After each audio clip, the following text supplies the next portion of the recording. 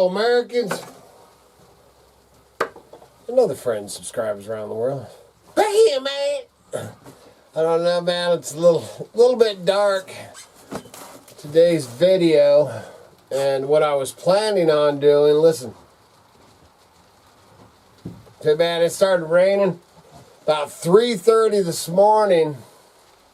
Man, the wind came in, and I mean, it was loud and woke me up. It took me quite a while, man. I ended up going back to sleep 4:30 or something and slept for another hour or something like that. But man, the rain, man, first the wind and then this rain came in. Temps have dropped. It's probably a little bit above freezing. Not a lot of it, man, and it is flipping cold. My video today, what I was planning, was going to pull out some knives, some, survival knives and all that kind of stuff. So I'm not going to pull them all out, but we'll kind of talk about it. And then I actually got a card here. I think yesterday from old Jay. I don't know if he wants his last name. Last name said on here, north of the Cascades. Nice little card, National Park. This says, Dear Idaho Hillbilly and Miss Kitty, just a quick hello. Oh, his writing's about like mine. Just a little hello from the something Panhandle to thank you for your advice, of course, on you and course counsel. To thank you for your advice and counsel on YouTube. Discovered you. Sorry, dude. This is like reading my own handwriting. It's beautiful handwriting, but it's a little hard. So, discovered you by accident, but love. Good advice as is timeless. The money is a thank you. Wish it were more. Be well in God's country. Jay. Yeah, Jay sent me a little bit of money, man. Thank you very much. Sorry, man, I can't read all the handwriting there, man. It's beautiful. Like I said, it's beautiful handwriting. Mine ain't beautiful, but I can't hardly read my own dang handwriting. Very, very nice, man. What Jay. Where he from, man? Where he from? Dream, Nebraska. I think it's Nebraska. N.E. Is that Nebraska? I don't know. I don't even have my dang phone. Anyway, he didn't put his channel name. J.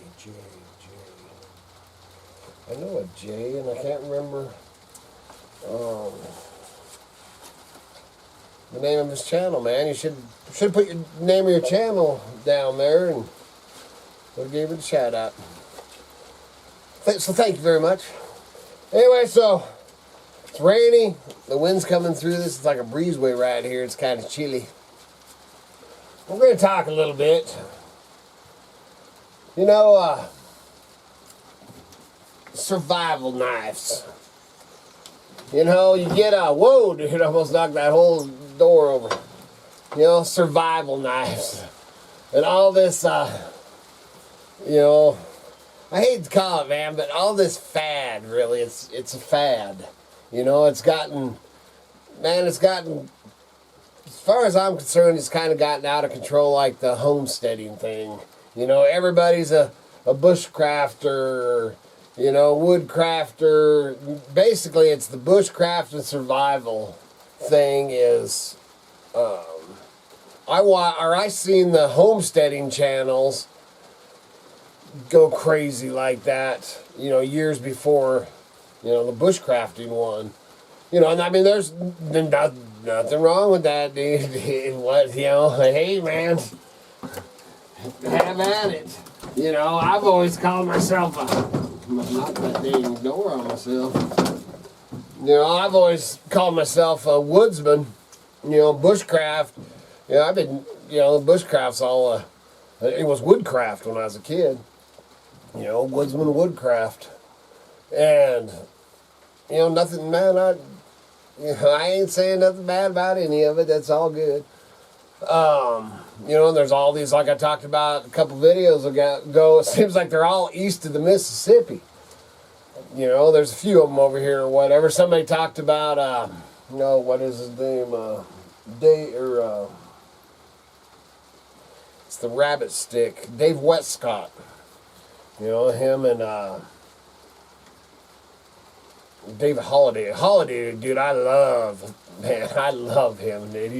He's great. You know, and them boys are old school, man. That's the boys that, you know, anything that I could get, you know, before YouTube, all that kind of stuff, you know, reading and stuff like that, Backwoods magazine, you know, or Backwoodsman magazine and all that kind of stuff. You know, this is before, you know, I was around before the internet and YouTube and stuff for years.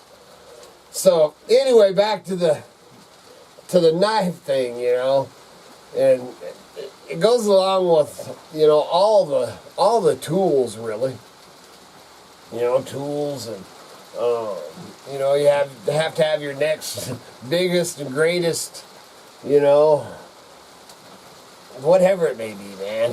You know, freaking axe to knife, man. Knives is huge, man. Everybody, so, you know, a lot of people kept on asking me why, you know, are you still making knives? Are you still making knives?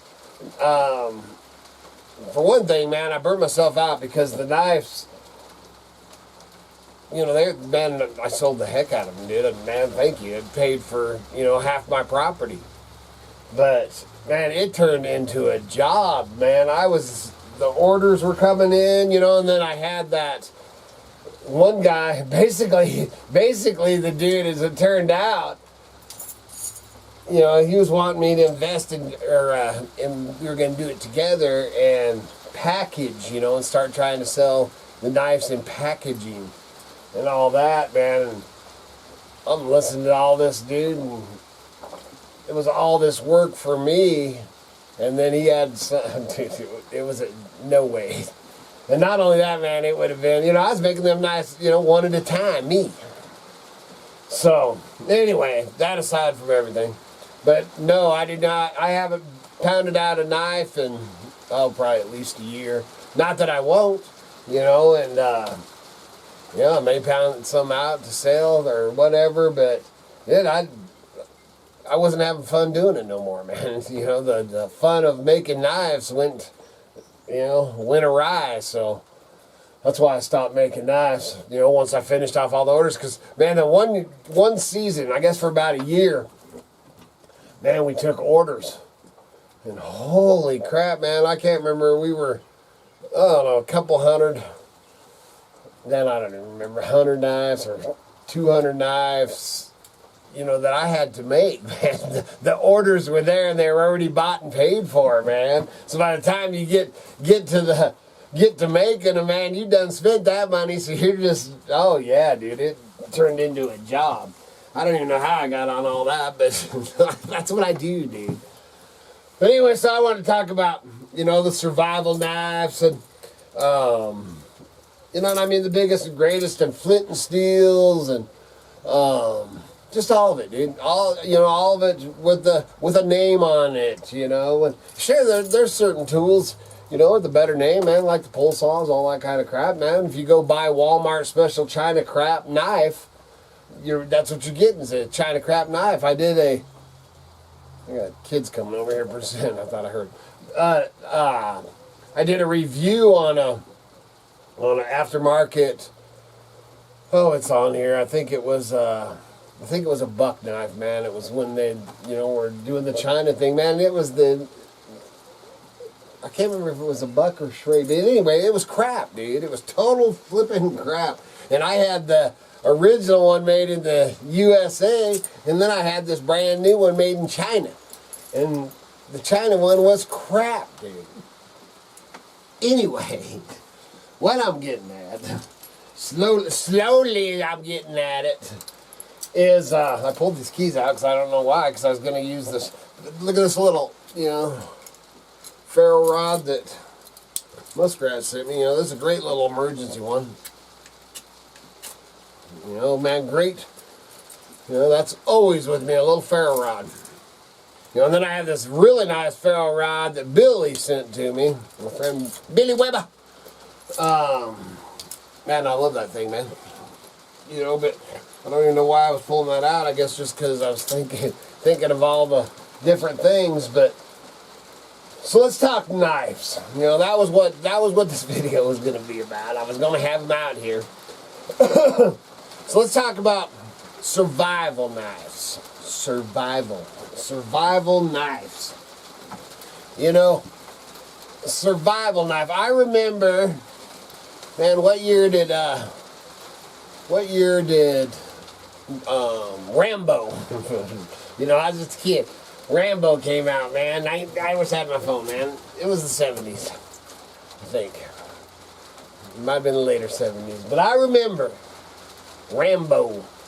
And, you know, if you're my age or whatever, I'm sure you had one too, man. They flooded the market with them. But was a Rambo survival knife. You know, and well, I don't know if it was made in China or Hong Kong, man, but it was cheap. And they weren't, I think they were, to buy them was like 20 bucks or something. You know, I'd have to look back.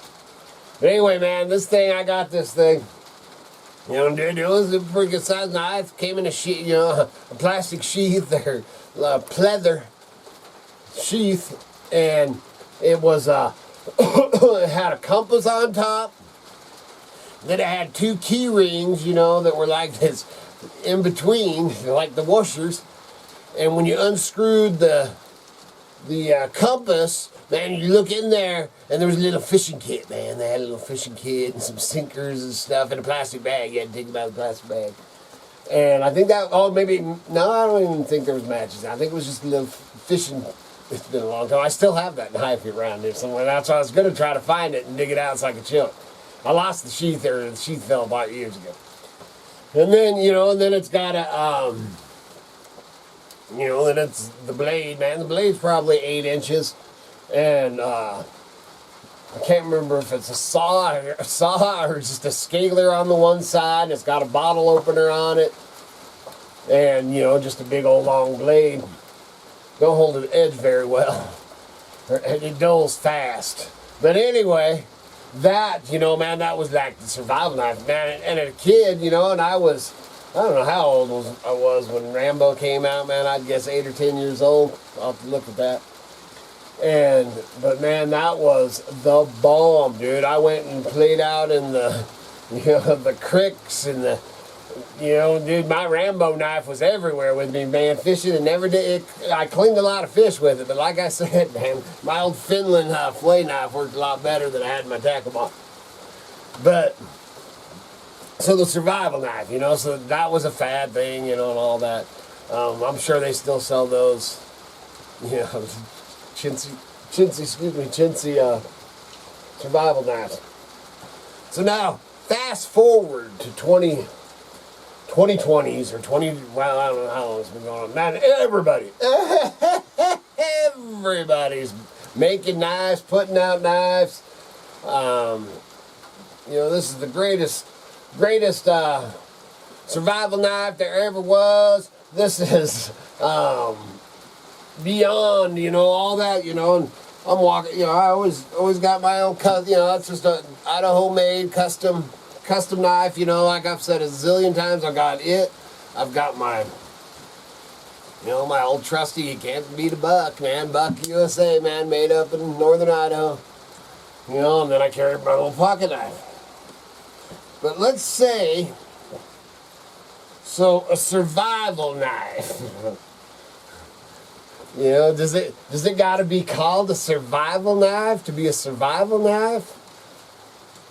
I don't think so, because I'm pretty sure that if I'm stuck out in the bush or the desert or wherever I am and I don't have this knife on me, I don't have my buck knife on me, all I've got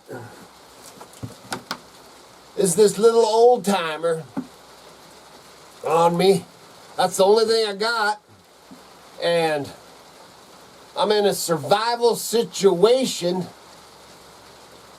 I think that's my survival knife. What do you think? Good Lord willing, them creeks don't rise. We'll be back again tomorrow.